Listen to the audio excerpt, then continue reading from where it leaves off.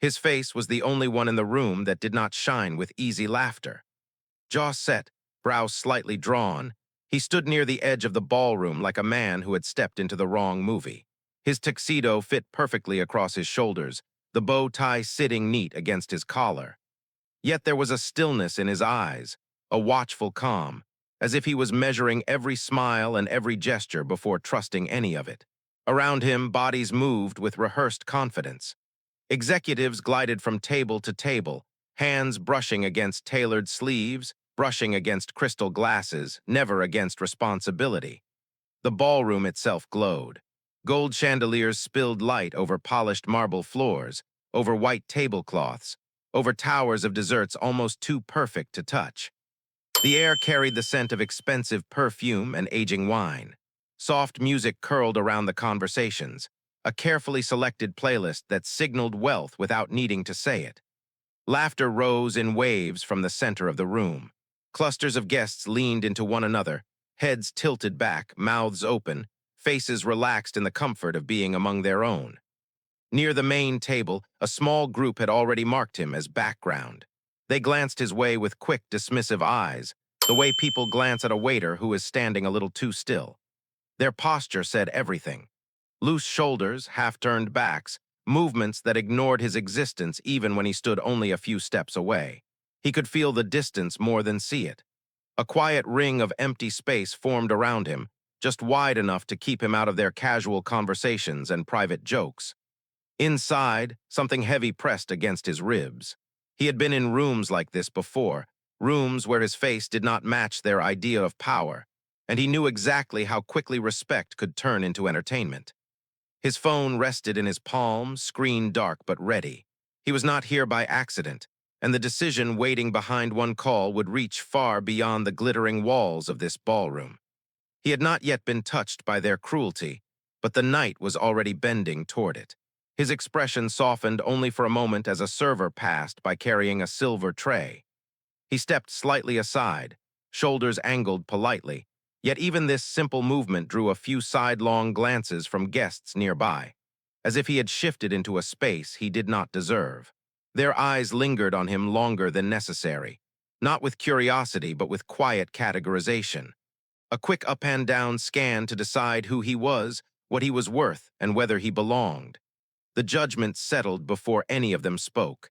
Arms folded across tailored suits, chins lifted by fractions, bodies leaning inward to whisper things they didn't think he'd hear. He felt the shift, small, sharp, familiar. That first cold edge of social exclusion cutting into the room.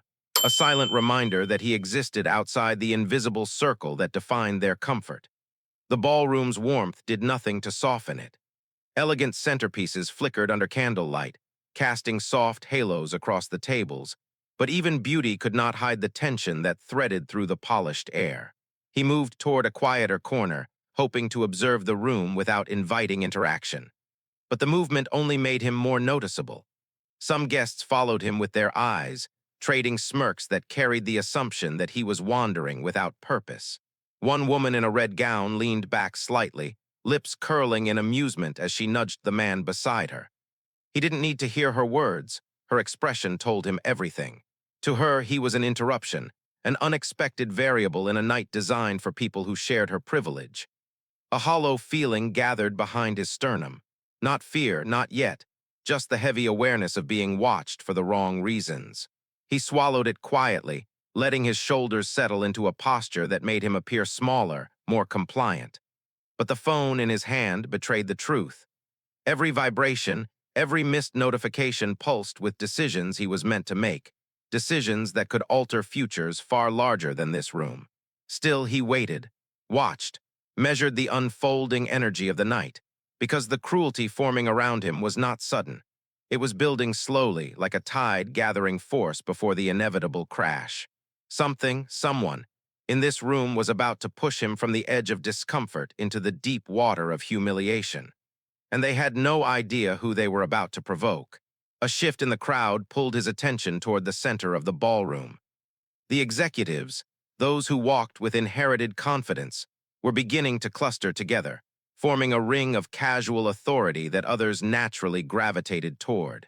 Their postures stiffened when they noticed him watching, not in fear but in irritation, as if his gaze alone disrupted the polished order they believed they curated.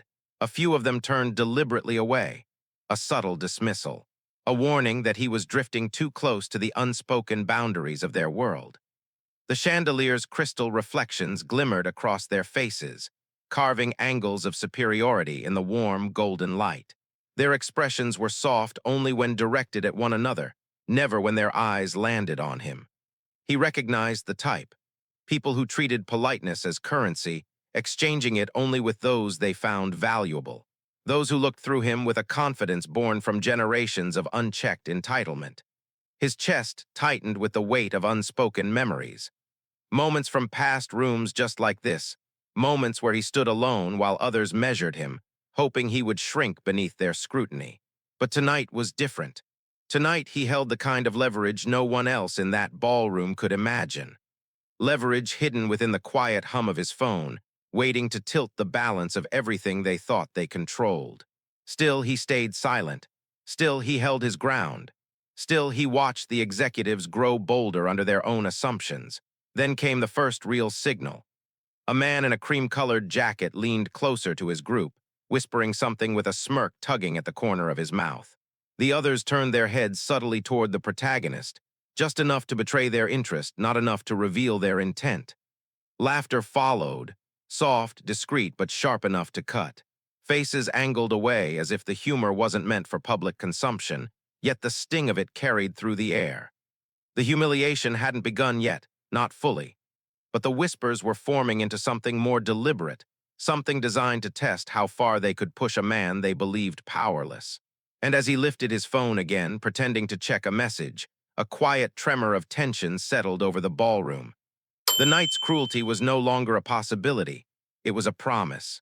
He shifted his weight slightly, a small movement meant to ease the tightness in his chest, but even that drew attention. A woman near the dessert table paused mid-laugh, eyes narrowing as she watched him adjust his sleeve. Her expression carried the quiet question people like her rarely voiced aloud. Why is he even here? The man beside her followed her gaze. His posture straightened, chin tilting upward as though he needed to reclaim control of a space that had never been threatened. He whispered something into her ear and her smirk deepened. Their reactions were subtle, but together they formed a pattern, a slow shift in the room's social gravity. Guests positioned themselves at angles that placed him outside their comfort, outside their conversations, outside the illusion of equality they pretended to champion. The ballroom's beauty only sharpened the contrast. Soft candlelight flickered across elegant floral arrangements, casting gentle shadows that danced between the tables. Yet somewhere within that warm glow lived a coldness that settled against his skin like frost. He tried to blend into the corner near a gold-plated column, tried to steady his breathing, tried to let the murmurs glide past without turning them into weapons. But the circle forming around him was not accidental. Bodies turned deliberately outward, creating an invisible boundary he was expected not to cross. Every shift, every glance, every whisper pushed him closer to the role they wanted him to play, an outsider who should remain silent and small. A few guests began recording short clips on their phones. Not of him, not yet, but of each other, capturing jokes and toasts that carried undertones he recognized all too well. Jokes that would eventually find their direction, their target, their audience of sneering faces. He kept his gaze low for a moment, staring at the polished marble floor beneath his feet. His reflection stared back at him, distorted by the shine, stretched thin, like a man on the verge of disappearing into the very room that rejected him. A breath caught in his throat, not fear, restraint. He could feel that familiar tension rising, the urge to defend himself, to assert presence, to break the silence that made him easier to mistreat. But he knew better. In rooms like this, retaliation was rarely rewarded. Silence became his shield. Composure became his armor. He straightened slowly, letting his shoulders settle into a posture that radiated quiet endurance. The circle around him tightened once more, sensing opportunity. They believed he had no power here, and for now he let them believe it. The shift from quiet mockery to open attention happened with chilling smoothness. A single laugh, too sharp, too loud, cut through the music, drawing a few heads toward the center of the ballroom. It wasn't directed at him, not yet, but it turned the room's mood like a handle being twisted. He felt the energy thicken, an anticipatory tension, the kind that forms when people search for entertainment at someone else's expense. The chandelier light sharpened across polished glasses, casting reflections that jittered with every movement, every breath, every pointed smirk. A man in a navy suit drifted closer to him under the guise of adjusting his cufflinks. His expression was relaxed in the way people look when they think they can get away with anything. He glanced over, smirk flashing, before turning back toward his circle with a subtle nod. It was the silent signal the others had been waiting for. The group shifted together, small steps, angled bodies, faces rotating just enough for him to feel the pressure of their attention settle directly on his skin. Their expressions carried the same tone. Mild amusement atop a bed of quiet cruelty. The kind of smile that said he won't fight back. The kind that grew bolder only when they believed a person was isolated. He tried to move toward a less crowded area, but the space narrowed around him as bodies flowed inward with orchestrated coincidence. Each executive pretended to be engaged in light conversation, yet their glances kept returning to him, tracking, calculating, waiting. He lifted his phone and pretended to scroll, but his thumb hovered motionless on the screen. The names displayed were reminders of the world outside this ballroom, the meetings scheduled, the decisions pending, the massive deal that hovered in limbo until he chose otherwise. But none of them here knew that. To these guests, he was simply someone who did not fit the mold of influence or wealth, someone who stood alone without a visible anchor. The music softened into a slower tempo, but the air pulsed with unspoken challenge. Every breath he drew felt tighter in his chest. Not from fear, rather from the familiar ache of knowing the night was shifting into something colder, darker, more deliberate. A woman in a silver gown whispered something behind her hand. Others chuckled softly, eyes flicking toward him as though preparing for the opening act of a show. And that was when he realized the truth. He was no longer simply being observed. He was being selected. Their laughter, their whispers, their subtle choreography, all of it pointed toward a single decision. Tonight, he would be their source of amusement, their outlet, their target. But beneath the surface of humiliation they were preparing, another truth simmered, one that would eventually swallow their arrogance whole. The moment unfolded quietly at first, almost too casually to recognize as the beginning of something cruel. A server carrying a tray of half-filled wine glasses passed near the group of executives. One of them stepped slightly into the server's path, not enough to look intentional, but enough to force a stumble. A soft gasp escaped the server, and a glass wobbled dangerously on the tray. Instead of helping, the executives laughed, brushing off the near accident as harmless amusement. Their eyes drifted toward him again, sharpening with interest as if they had just been reminded of a new possibility. He sensed the shift immediately, the subtle malice, the tightening focus. Shoulders angled toward him like predators rehearsing their approach. His own body stiffened. He steadied his breath, keeping his chin level, gaze lowered just enough to avoid provoking them but not enough to appear afraid. The tension in his spine grew heavier with every step they took in his direction. Some direct, others drifting closer under the pretense of reaching for a drink or greeting a colleague. The ballroom lighting gleamed across their faces, catching the smirks forming behind raised glasses.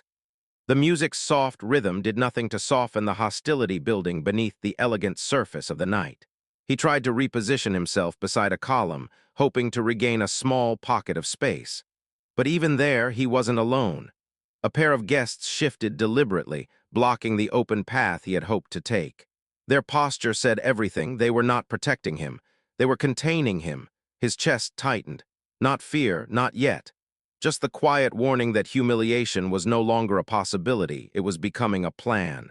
A man with slick-back hair raised his glass toward his friends, tilting it just enough for red wine to shimmer beneath the chandelier light. His smile stretched wider as he looked at the protagonist, too intentional, too practiced.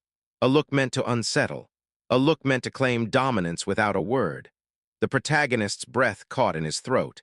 He could feel the room closing in, the invisible ring of laughter tightening around him like a noose. His posture remained still, shoulders straight, jaw firm, eyes steady. But inside, the first flicker of helplessness touched the edges of his composure. He had seen nights like this escalate before. He knew when a line was about to be crossed. And in the soft chime of glasses touching across the room, he heard it, the quiet signal that the first strike against him was imminent. The humiliation had begun its slow approach. A breathless pause settled over the cluster of executives, the kind that forms when a group shares the same unspoken intention.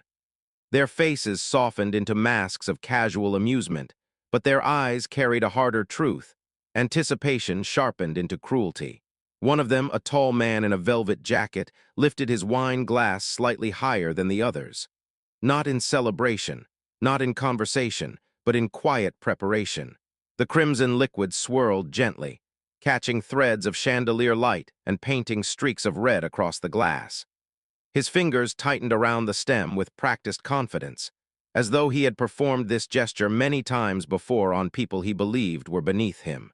The others leaned in subtly, shoulders touching, forming a loose semicircle that faced the protagonist like an audience assembling for a performance.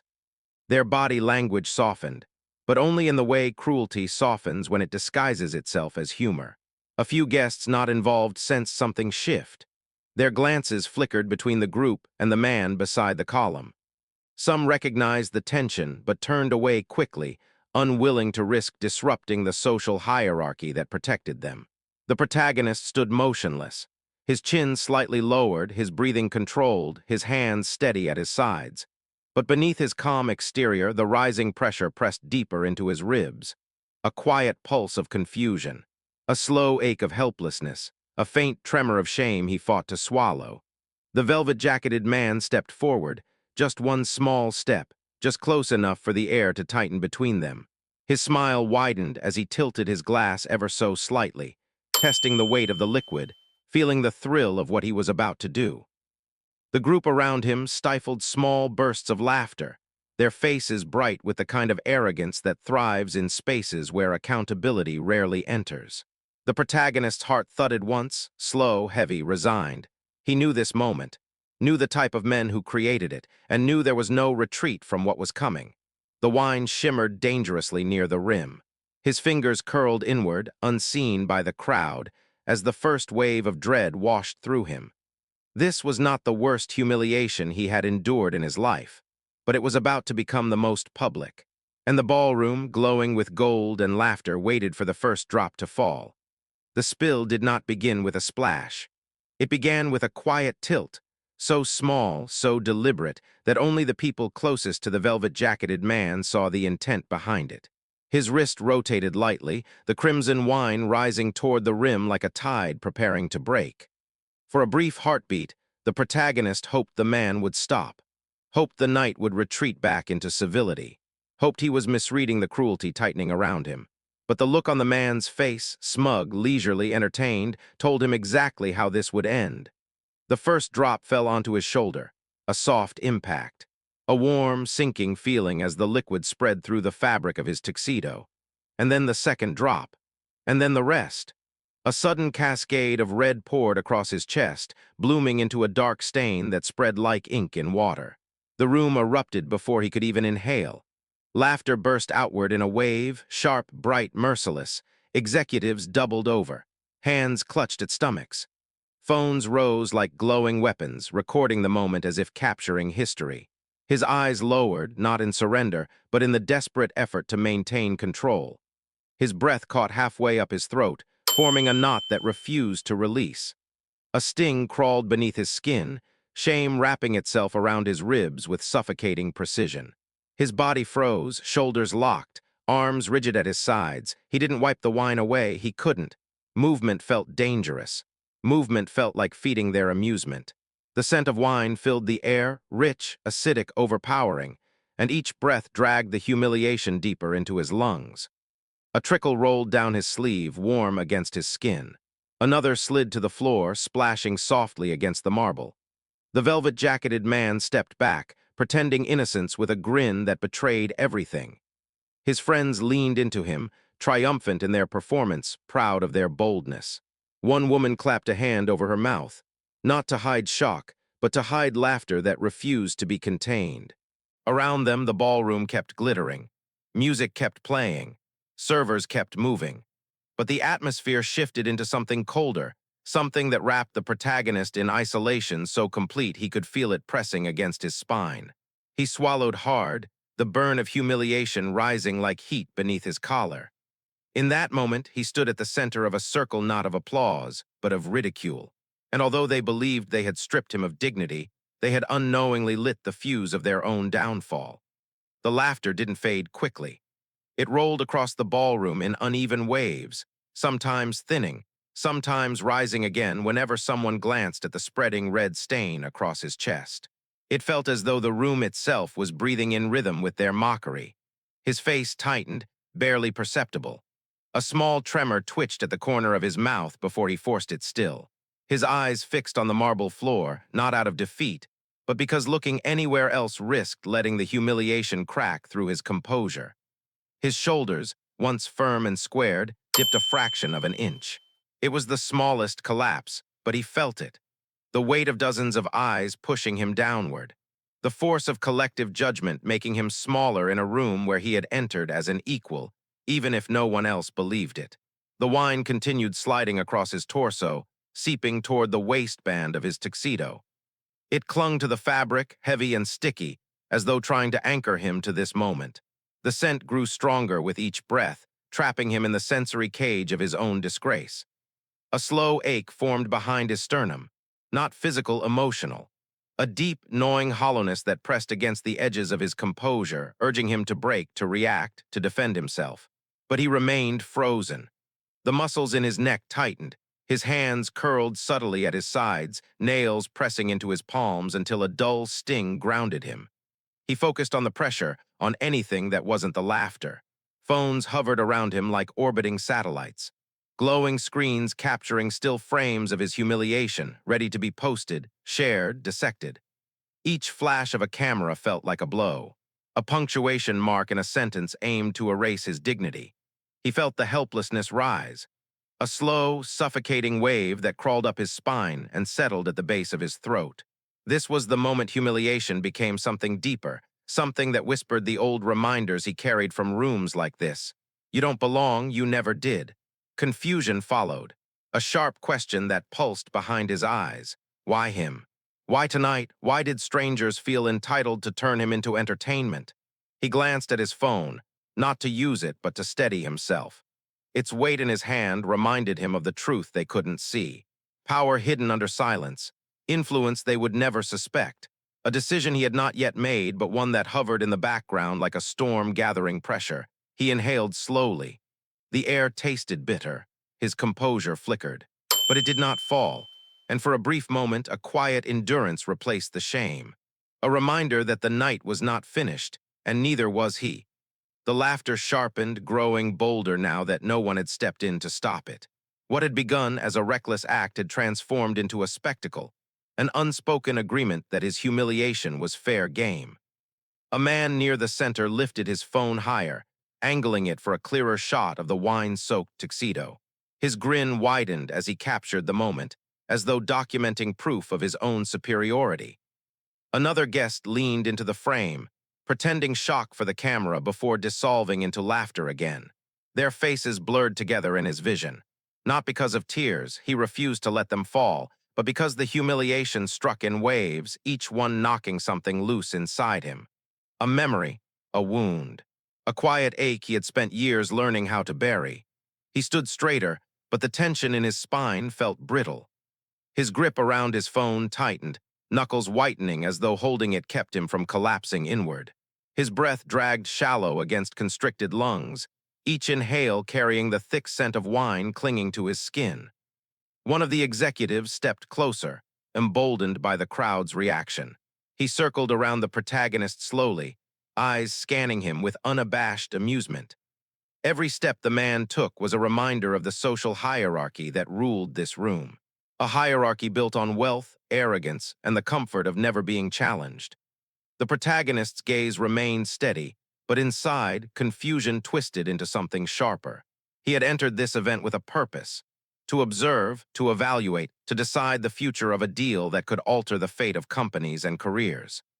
Yet here he was, stripped of identity, reduced to a prop in a room of people who had no idea how deeply they had just miscalculated. A burst of laughter erupted from behind him.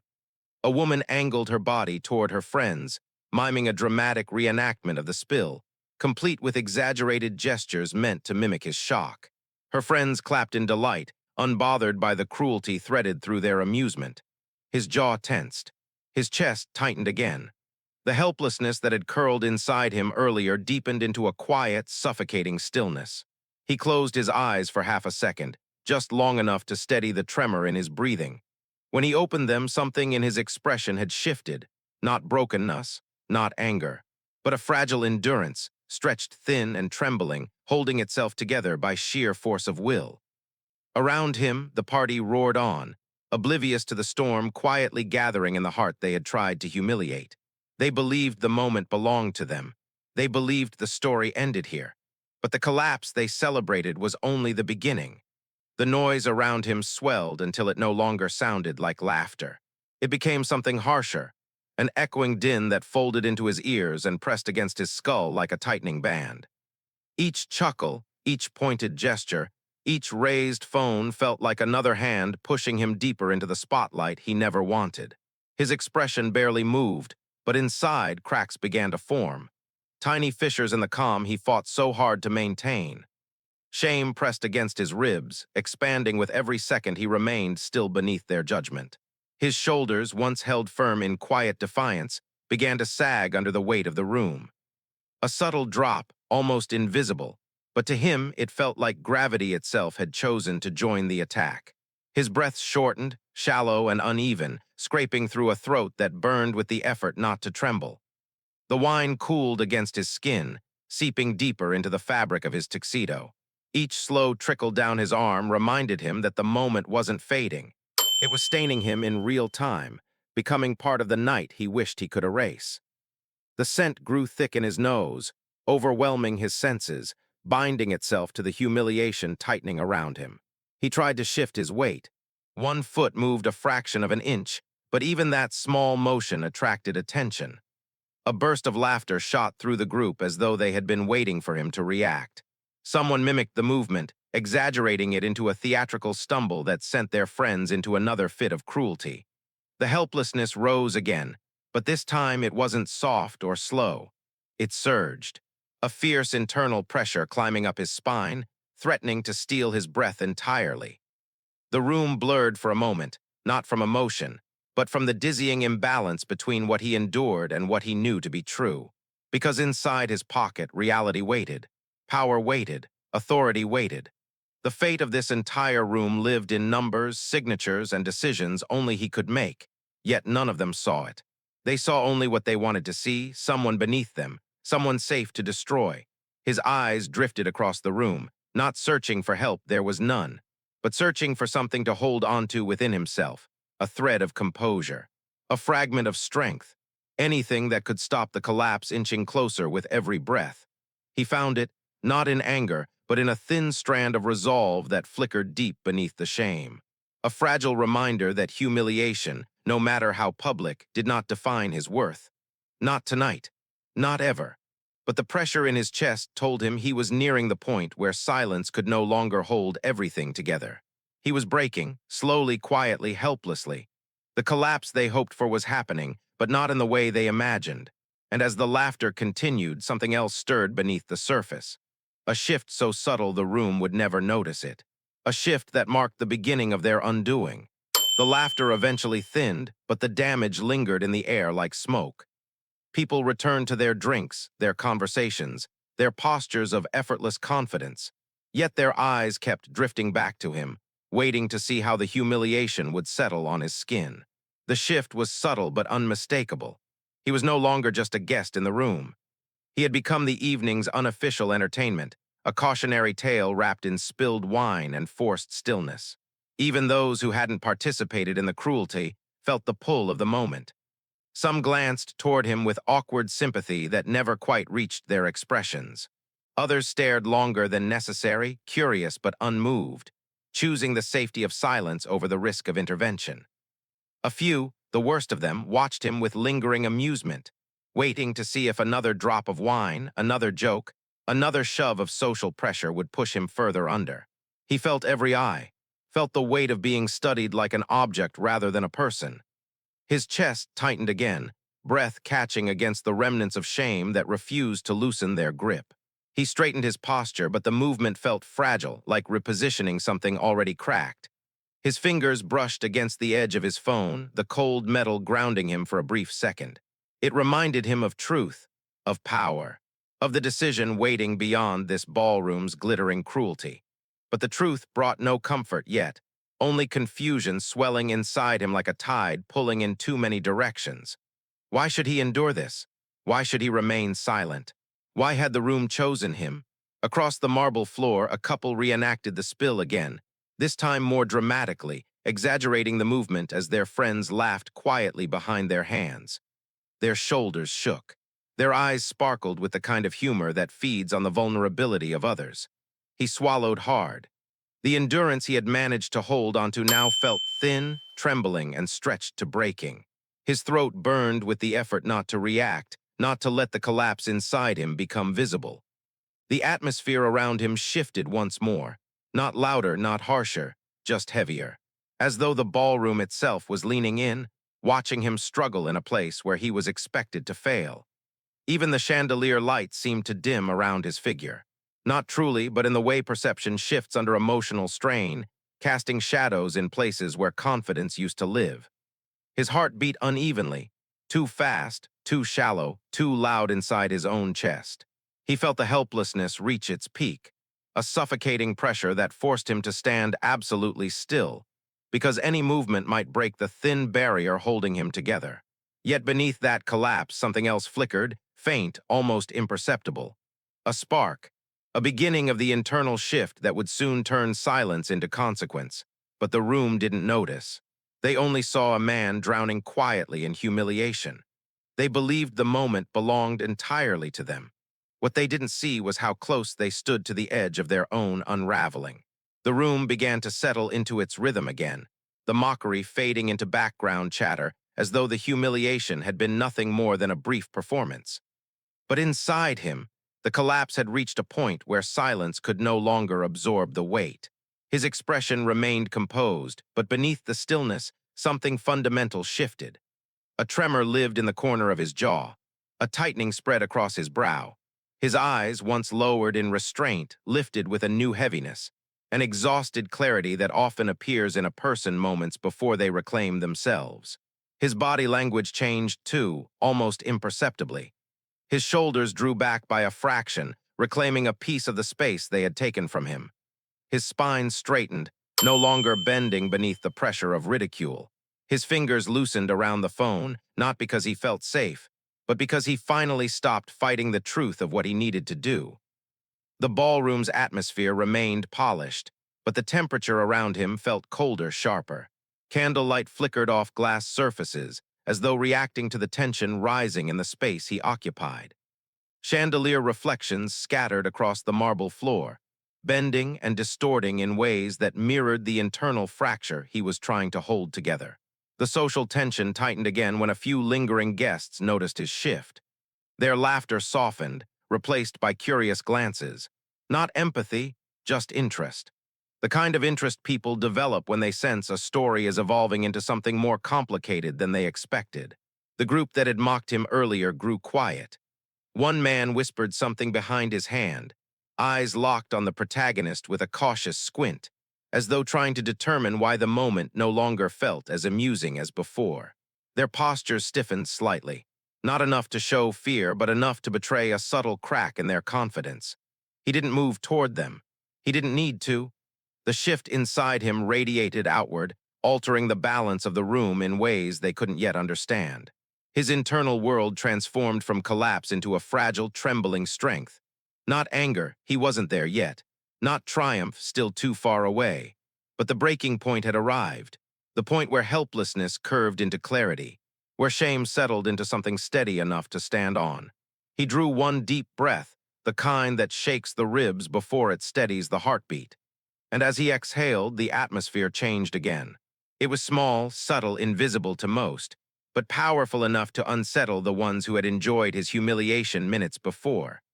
Across the room, a server paused, sensing something different. A couple at a nearby table stopped laughing mid-sentence. The group of executives exchanged uneasy glances, their earlier bravado flickering like a candle in a draft. Because something about him was no longer collapsing. Something about him was rising. And though they didn't know it yet, the moment they had created, the moment designed to break him, had become the first fracture in their own downfall. The shift inside him did not explode outward.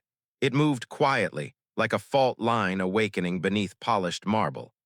His expression remained almost unchanged, but the stillness in his eyes hardened into something steadier, something that no longer absorbed humiliation but reflected it back. The executives felt it before they understood it. A few of them straightened in their seats, subtle adjustments born from instinct rather than intention. Their laughter faded into thin, uncertain smiles, the kind people wear when they suspect they may have misread a situation. The man in the velvet jacket, the one who had spilled the wine, glanced at him again. This time the smirk faltered, not fully, just enough to reveal a thin sliver of doubt behind the arrogance. His posture, once loose and boastful, tightened at the edges as though he suddenly felt exposed. Others followed his gaze. The semicircle of domination they had created no longer felt effortless. What once looked like confidence now resembled a cluster of people trying to reestablish control, each subtly checking the reaction of the others. The protagonist stood still, but his presence felt different. He occupied his space without apology now, the invisible barrier that had surrounded him dissolving into something more solid, more rooted. The wine on his tuxedo still clung to him, still glistened under the chandelier light, still bore the evidence of their cruelty. But somehow it no longer looked like defeat. It looked like a mark they would come to regret. His breathing steadied. The burn in his throat eased. The weight pressing on his chest lifted by degrees, replaced by an unnerving calm that softened the tremor inside him. A calm that came not from acceptance but from inevitability. Around him, the environment seemed to react. The music's gentle tempo felt out of place now, its elegance contrasting too sharply with the tension rippling through the air. Candlelight wavered across glassware, casting faint distortions that danced along the walls like fragments of truth trying to break through. Social tension pulled tight across the room. People who had ignored him earlier now stole glances, their expressions shifting from amusement to curiosity, from curiosity to unease. A few whispered quietly, sensing a disturbance in a hierarchy they had assumed was unshakable. Inside him, the emotional arc continued its rise. Shame had faded into a low ember. Fear no longer controlled his breath. Helplessness receded like a wave returning to the ocean. What remained was a clear, unsettling awareness. He was done enduring. He was done shrinking. He was done letting them write the script of this night. The breaking point had passed. Now came the beginning of reversal, quiet, patient, deliberate. In that shifting silence, the executives unknowingly stepped closer to the edge of their own collapse, nudged there not by anger or threat, but by the calm resolve of the man they had chosen to humiliate. Their downfall had already begun. They simply hadn't recognized the first crack yet. The stillness around him deepened, stretching thin across the ballroom like a sheet of glass waiting for the smallest pressure to shatter it. He didn't move, not at first. He didn't need to. The change in his posture, the quiet reclaiming of breath, the subtle rise of his shoulders, echoed louder than any spoken confrontation ever could. Faces shifted across the room.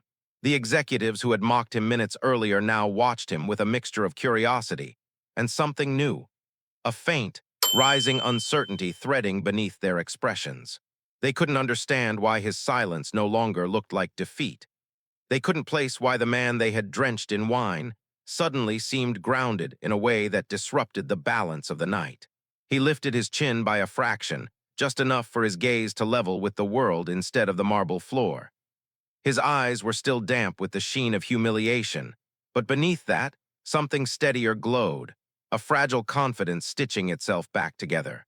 A long, controlled breath left his lungs, easing the last remnants of collapse from his chest. His phone rested lightly in his hand now, no longer clutched like a lifeline. The metal frame reflected the chandelier light as though reminding him what he carried inside it, Messages, contacts, contracts, authority. Power that could rise with a single decision. But he didn't reach for that power yet. He let the moment breathe. Let the room feel the quiet shift it had created without understanding the consequences it was about to trigger. Around him, the atmosphere began to tilt. Conversations hesitated. Glasses stopped midair. Laughter thinned into scattered echoes as people sensed a change they couldn't name. The executives exchanged glances, uneasy glances.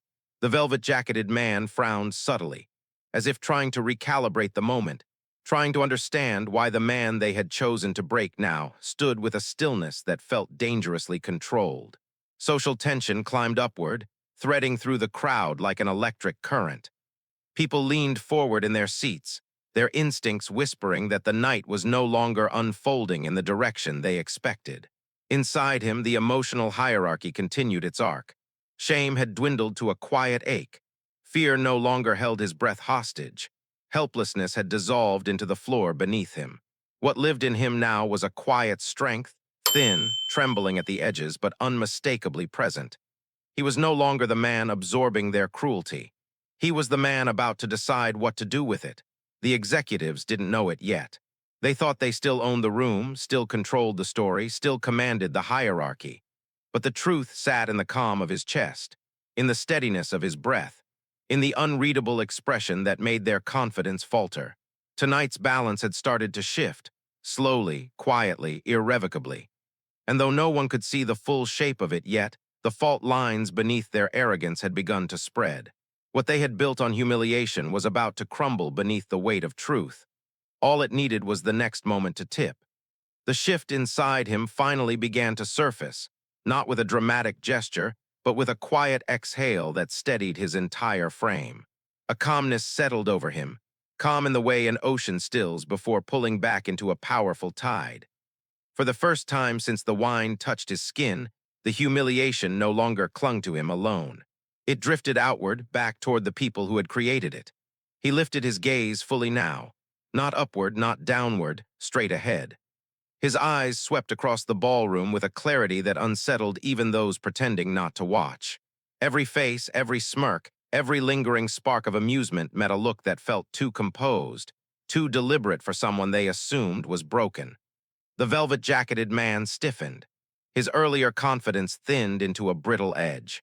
He adjusted his cufflink, an unnecessary motion born from discomfort he didn't want to acknowledge. For the first time, his smile didn't return. Around him, chairs scraped softly as a few guests sat up straighter. Glasses trembled slightly in hands that had been relaxed moments before. People who had ignored the cruelty now watched with the fascination reserved for moments when social order begins to tilt. The protagonist shifted his weight, one slow, deliberate movement that reclaimed physical presence. His shoulders aligned, his spine lengthened, and the stained tuxedo that once symbolized disgrace now hung on him like a silent warning. Every detail of his posture said what he refused to speak aloud. He was not the man they believed him to be. His phone lit up in his hand, vibrating softly. A name appeared on the screen, one that carried influence, authority, and implications these executives could never imagine. The glow of the notification illuminated his fingers, the message preview revealing enough to suggest urgency tied to power. Several people noticed. Their eyes flicked to the phone, then to his face, then back to the wine stain that no longer read as vulnerability, but as evidence of a mistake they had made. A mistake still too early for them to comprehend. The internal hierarchy of emotions shifted again. Shame lay dormant now, barely a whisper. Fear had evaporated. Confusion had narrowed into clarity. Silent endurance transformed into a firm, rising awareness of who he was and what he held. The atmosphere tightened further. The chandeliers glittered like distant stars above a battlefield no one realized they were standing on. The hum of the room quieted as though sound itself was waiting. The executives sensed change, not fully, not clearly, but instinctively. Their earlier boldness melted into the first fragile phase of collapse, shaky confidence. The velvet-jacketed man shifted back half a step, almost imperceptible, as if trying to reclaim space he suddenly feared he had taken too boldly. The protagonist finally raised the phone to his ear, not hurried, not shaken, slowly, deliberately, The room leaned into the moment. The man they humiliated was no longer collapsing. He was rising, and the night once theirs was slipping from their control with every quiet breath he took. The phone rose to his ear with a calmness that did not match the chaos living inside the executive's eyes. It was a simple gesture, smooth, controlled, almost gentle, but it carried the weight of a shift they could feel before they understood it. The ballroom, once buzzing with noise, softened into an uneasy quiet as more heads turned toward him, drawn by a tension that wrapped itself around the air like a tightening rope. His expression remained steady. No anger, no tremor. Just a controlled neutrality that unsettled the people who had expected him to stay broken. A faint crease formed between his brows, a sign not of collapse but of focus. A man returning to himself piece by piece. The executives watched from their half-circle of arrogance, their postures stiffening with each second he held the phone against his ear. Their smiles were gone now, replaced by thin lines stretching across uneasy faces. The velvet-jacketed man shifted his stance again, forcing a laugh that no longer carried conviction. His shoulders tightened beneath the fabric of his jacket, his fingers fidgeting with the rim of his glass. The protagonist listened to the voice on the other end of the call, steady, respectful, direct.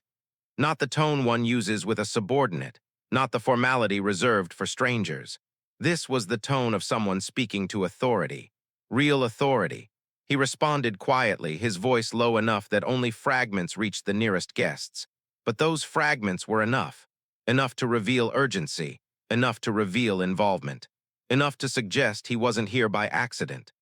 The chandeliers overhead flickered, reflecting off the wine on his tuxedo like scattered embers, marks of cruelty that were rapidly transforming into evidence of another story entirely. A story no one in the room had prepared themselves to be part of.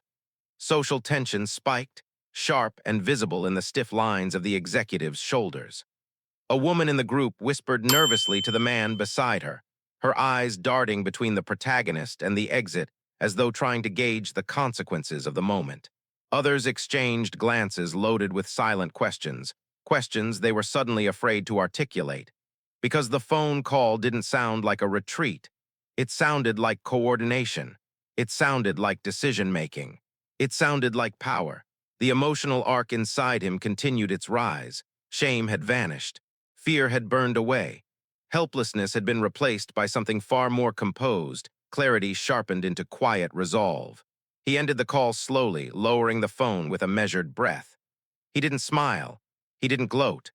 But the calm in his expression felt heavier now, more deliberate, as though he carried information the room suddenly wished he didn't possess. A tremor of unease rippled through the executives. Their earlier bravado faltered beneath the weight of uncertainty. They had mocked a stranger who now held a presence that didn't fit their assumptions, a stranger whose silence no longer signaled weakness, but preparation. Somewhere in that shifting tension, the first real fear appeared in their eyes, a silent realization that the night's cruelty had pushed them into territory they could not control, and the crack in their power widened, quietly, inevitably ready to break open. The silence following the call settled into the ballroom like a dense fog, slow, creeping, impossible to ignore.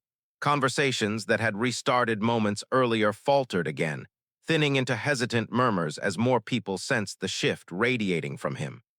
He wasn't just standing taller. He was standing differently, as though some invisible boundary that once confined him had dissolved. His eyes scanned the room slowly, calmly, without urgency or aggression. Yet the weight behind that gaze made several guests look away, pretending sudden interest in their drinks or plates. It was the instinctive reaction of people who felt exposed, not because of anything he said, but because of who he suddenly appeared to be. The executives felt it most. Their confidence, so effortless when they believed the world revolved beneath their feet, trembled under the first signs of consequence. One man cleared his throat too loudly, an attempt to recapture the room's energy. It failed. Another tugged at his collar, his face warming with the discomfort of being watched for reasons he no longer understood. The velvet-jacketed man tried to smile again, forcing his lips into the shape of amusement. But the smirk never reached his eyes.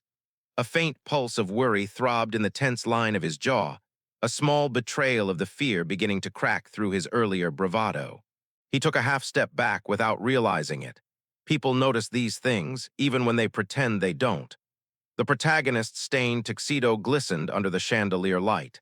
The wine that once symbolized humiliation now looked like evidence, evidence of a decision the executives would soon wish they had never provoked. He didn't wipe it away. He didn't adjust his clothes.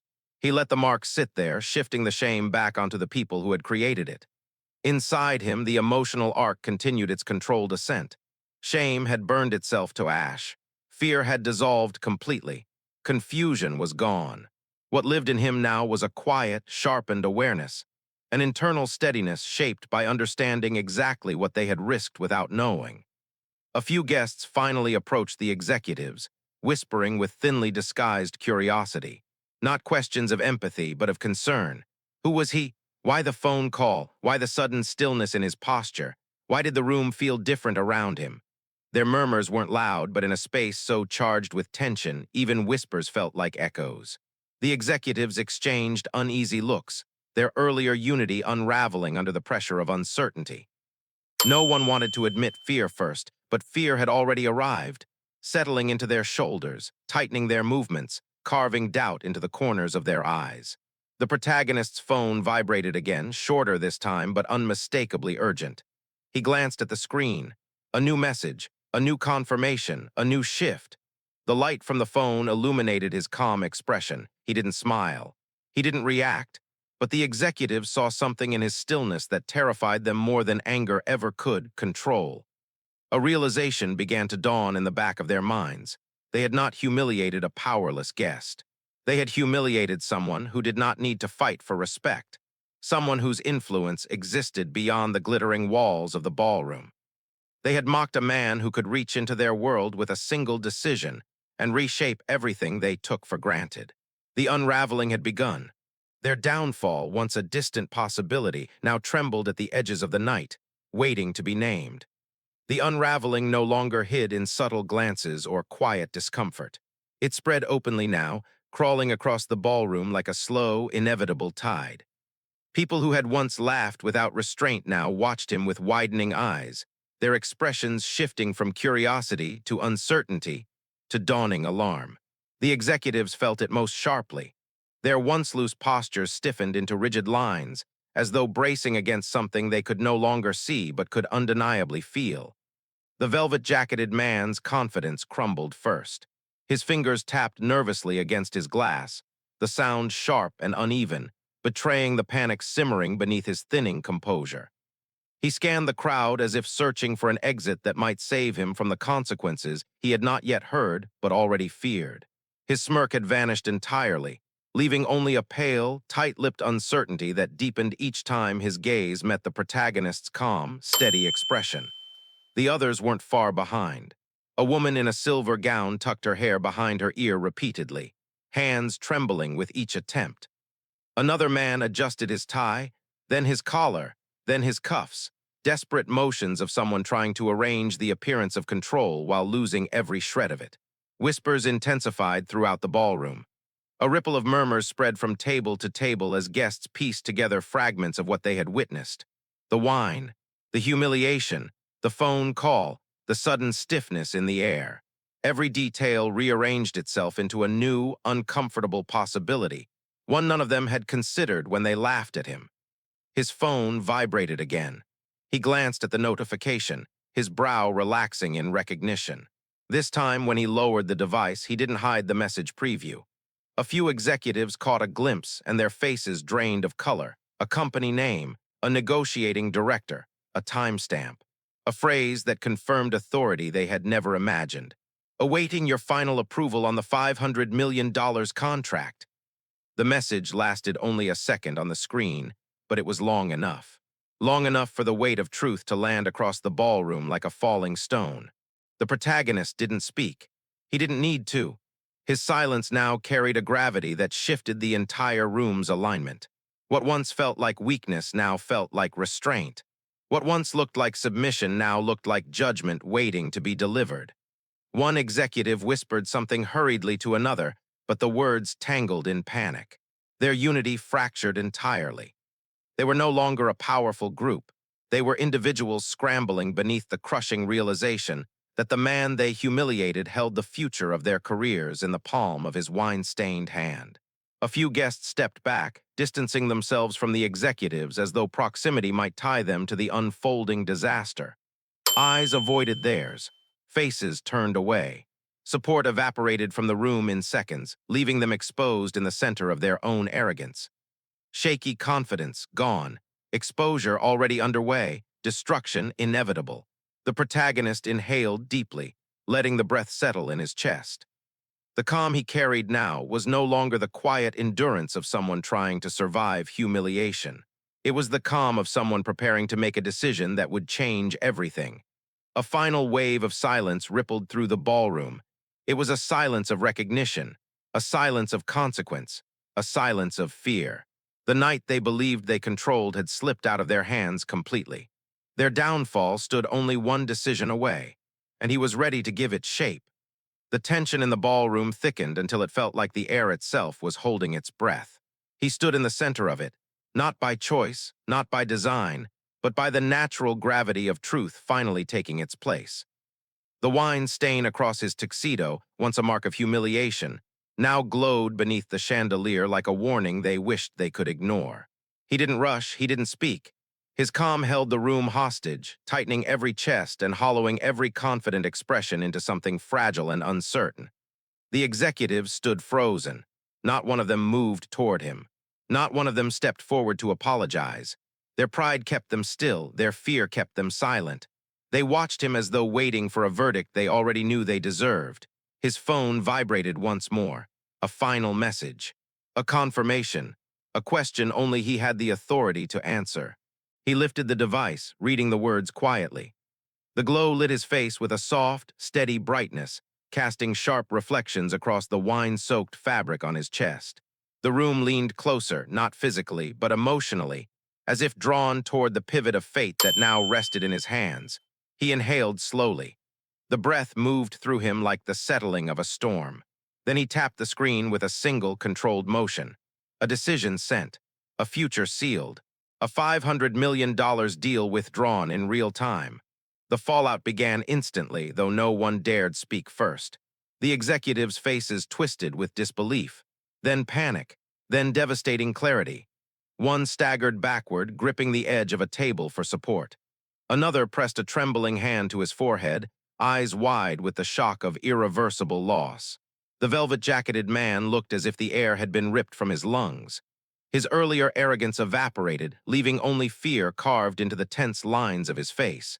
Whispers erupted across the ballroom. Some guests gasped. Others clutched their drinks, stunned into stillness. A few stepped away from the collapsing circle of executives as though distancing themselves from a sinking ship. News traveled fast, faster than cruelty, faster than laughter. Phones lit up across the room. Messages pinged. Notifications flashed. And within moments, the executives bore witness to the consequences of their actions spreading through their own networks. The company chat, the investor groups, the board's emergency alerts, the project's financial channels, all of them pulsed with the same message: approval withdrawn, contract terminated, leadership review imminent. The ballroom atmosphere fractured, fear replaced luxury. Silence replaced music. And for the first time that night, the executives understood the true weight of their arrogance. He turned slightly, stepping out of the circle that had once trapped him. The room parted instinctively, giving him space, not out of courtesy, but out of recognition. He no longer carried the posture of a humiliated guest. He carried the presence of a man who had every right to walk away without a single word. As he reached the exit, he paused, not to look back at them, but to steady his breath. The humiliation hadn't broken him.